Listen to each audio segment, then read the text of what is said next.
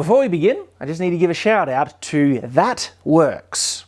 That's the name of the YouTube channel, and you actually might recognize some of the guys in it because it's the guys from Man-at-Arms Reforged. You see, Man-at-Arms Reforged was part of the Or Me channel, which was part of the Defy Media debacle, you know, the group that went bankrupt. And so they've basically lost their YouTube channel. Essentially, they still have some pretty cool projects where they get to work with certain TV shows and things, but there's a reason why you haven't really seen any new Man-at-Arms Reforged videos. It's because it's all of this mess. And so they're making content on That Works now, trying to build up a new YouTube channel, and they need support. They're still making great content. I mean, just check out this beautiful greatsword that Ilya makes. Ilya is one of the finest craftsmen we have on YouTube. Like, phenomenal. And of course, Matt Stagmer is also phenomenal. Like, that guy is a grinding muscle. I tried to do grinding right on wood, and it was just like, these guys,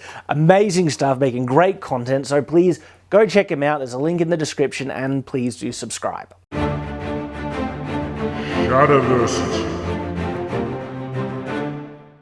Greetings, I'm Shad, and I want to talk about a weapon that is actually overappreciated in my own opinion, which is kind of a bit of a contrast to what we regularly cover on this series, underappreciated historical weapons, and it is the FLAIL. Now, I should really preface this, if you like the FLAIL, good for you, okay? I'm not saying you shouldn't like it. You have the right to like whatever you want, but I particularly don't like the FLAIL, and I want to explain my reasons why. But before I get into that, I really should go into the strengths of the FLAIL. You know, what is it designed to do? Why does it even exist in the first place? And basically, the design of the FLAIL is there to take advantage of angular momentum. Now, you can get the advantage of that with any weapon that is on the end of something long, okay? The tip speed of a sword is moving very, very fast thanks to the angle in which you're swinging it, and any type of polearm or anything like that. But the FLAIL is a bit different in the sense that it's not fixed to this, I guess, direction line. And so when you flick it, you get the chain flying even faster, and that can be up to twice the speed as the speed of the shaft. Normally, you can actually develop a very large amount of force with that.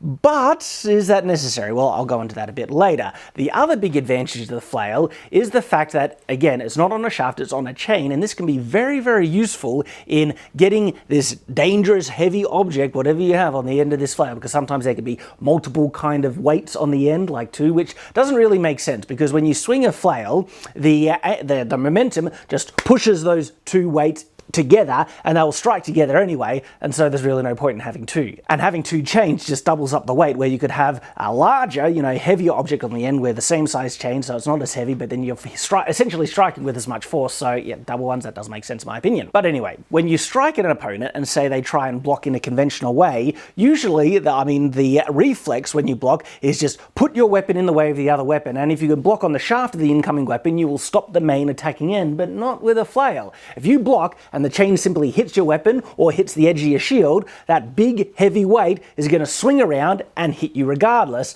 And so there does seem to be a kind of tactical advantage with the FLAIL. Now, there has been debate whether the FLAIL even existed historically, but no, we have pictures of medieval artwork of people holding what is clearly what they look to be FLAILs. But as to their prevalence, well, that is a far more valid argument in my opinion. I don't think they were nearly as prevalent as what we seem to see depicted in pop culture or in medieval things, because it is an intimidating weapon. It just kind of looks cool where I got a shield and I got big, heavy, you know, massive FLAIL, like look, we see in the Lord of the Rings, the Witch King using this insanely big FLAIL, okay? But using such a weapon like that would definitely fall into some of the inherent weaknesses and flaws that I believe exist with the FLAIL, which makes it not nearly as effective, and why I feel it wasn't as prevalent historically. Now, please do remember that my opinion of the FLAIL not being too prevalent is speculation. It's opinion, okay? We ultimately can't know. We don't have definitive proof, but there does seem to be a distinct lack of mentions of the FLAIL in medieval writings. I certainly haven't come across any accounts of, well, famous knights using them in tournaments, battles, and other things, but again, we do see them in medieval artwork. The thing about medieval artwork is sometimes the artists do take a bit of artistic license, so we can get a certain level of information from them, but we do have to always approach them with an appropriate level of kind of awareness, skepticism almost as well. Because one of the things that medieval artists did quite regularly was when they depicted, scenes from history, they painted the weapons and armor on the, soldiers from their own period, even though they're painting something that's about 100 years removed from where they are. And so we get some pretty strong anachronistic elements. And so, yeah, there can be issues in regards to medieval artwork. One of the greatest flaws of the flail, in my opinion, is its danger to the user, okay? Because you have such a heavy weight on the end of a chain, you can't have complete control over it in all times. You can gain a certain level of control by manipulating the momentum and, keeping the stick away from you, the haft, I should say, so that the flail doesn't bounce back and hit you, but there's a good chance it can, okay? You miss your swing, it gets deflected on something you weren't expecting, and this heavy weight can suddenly strike you, which is not a good thing. It is a particularly dangerous weapon for the user, and I don't really like that. I tend to like weapons that you have far more control over. The other question is how strong is this additional force that you get from the chain swinging even faster than the line of the shaft when you swing? Because you swing and the flail head will loop over like that, gaining additional speed. How essential is that? Because especially if the chain hits something, that's going to absorb momentum. The other thing is, because there is no solid haft, okay, holding that weight in a direct line, that as soon as that force hits, there's nothing behind it to kind of drive that force home, and it can be deflected much, much easier. But if you are hitting something, say, like that you're holding with a shaft, so, okay, the best probably, comparison to a flail is a mace. Generally not as much reach, you have far more control over it, and when you strike, you can put your weight, okay, and your strength into that strike much, much more. And when it comes to combat, there's this thing called kinetic linking, where you use the friction and the weight and your stability that you have in your stance to kind of push off, and that creates energy, pressure, force that you're able to transfer into your arm and then into the weapon, into the target, increasing force.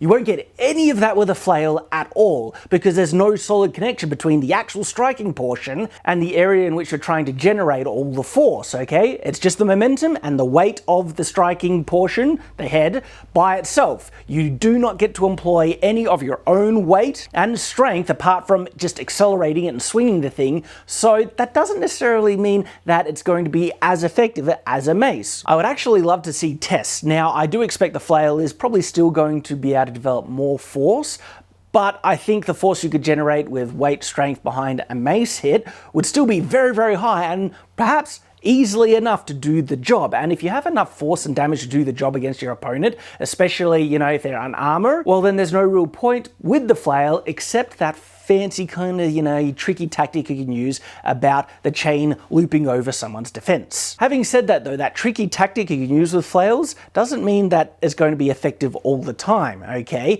If you do not extend far enough and the chain isn't long enough, if someone just blocks with a certain amount of distance where the chain strikes, the actual hitting portion, the weight, isn't going to strike the opponent anyway. If they just extend their shield a bit, it's going to miss them, okay? So to almost ensure a chance where you can always hit the opponent regardless of their blocking ability is if the chain is longer. But if the chain is longer, that can cause some really big problems, especially if it's longer than the haft is from where the chain begins, because then the actual flail head can swing and knock yourself in the knuckles, break your fingers, and that's a really poor design. You don't want, technically all flails, the chain should be shorter than the haft, but that also means there is a restriction in length of the chain, and that then limits its ability to swing around opponents trying to block it. The flail is also very limited in close range, because one of the safest ways to use this weapon is to extend your arm fully so the ball on the end of the chain won't swing back and hit you. That means if the opponent closes the distance, including if you have a shield and gets right up close to your shield, it'll be far more awkward to strike the opponent effectively with a flail because they need a certain measure of distance to be used effectively. With swords, you can strike people with the lower part of the blade. With axes, you can choke the grip up closer to the axe head, and while you can choke the grip a little bit on the flail, holding it higher up on the shaft,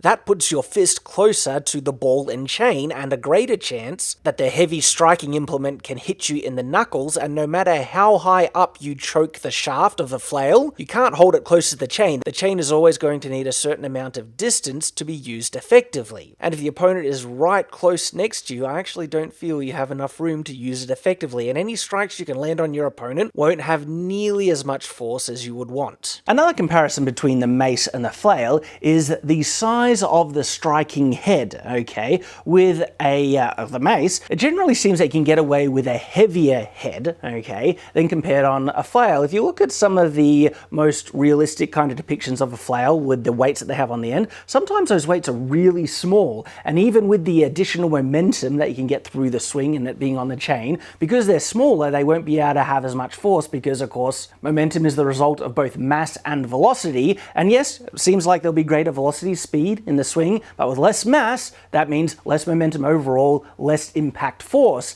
And with a mace, because the heads seem to be bigger, generally, okay, you might not be able to swing them as fast, but because they got more weight, you could probably strike just as well. So again, I would really love to see a good comparison. Anyone out there, if you want to do this test, let us know. Another interesting thing about the flail, which honestly would impact its utility and usefulness in reality, because again, I don't think it was used much in the medieval battlefield, is how easy they are to transport. Because they're on a chain, they're loose, it'd be kind of hard to hook it and hang it on your belt. You can't really put it in a sheath or anything like that, so that makes them a bit difficult to transport. If you're going to have to carry this thing in hand all the time, it's awkward and inconvenient. And in regards to the medieval battlefield, there was far more marching, okay? Travel, maneuvering, skirmishes and stuff. The large majority of every battle or every war scenario is actually moving, instead of the fighting portion actually comprises the smallest parts of a whole, warfare scenario. And so convenience in carrying your weapons and armor around actually plays a very big role. This is one of the reasons why the sword was so prominent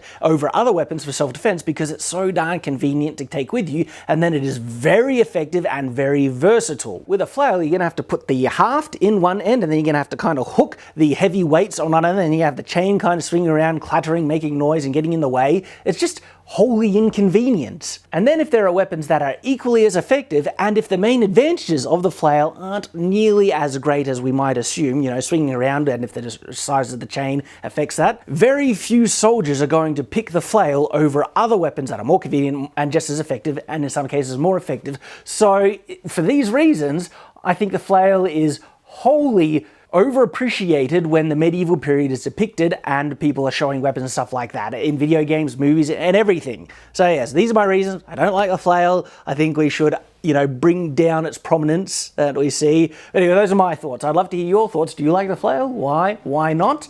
Share them in the comments below. I look forward to reading them. Thank you for watching. I hope to see you again. And until that time, farewell.